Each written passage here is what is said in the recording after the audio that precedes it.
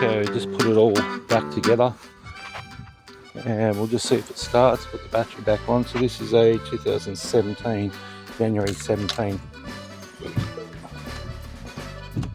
Oh, it's an automatic. That means you've got to press the brake. Forgot about that. Let's take the windscreen wipers off. Let's hand the ignition. Put on the brake. And there we go. Oh, that's the indicators, that's right. I keep forgetting about these Euro cars. Off. So there we have it. So if you need your ignition repaired, 0413 120 444 and you're in Brisbane or the Gold Coast. So this is fairly common with the Volkswagens.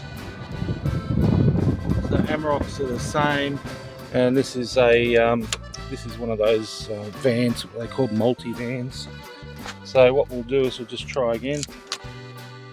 And what happens is sometimes there's a couple of different problems that happens with the Volkswagen ignition, and foot on the brake again. I keep forgetting. Yeah, bit of entertainment for people.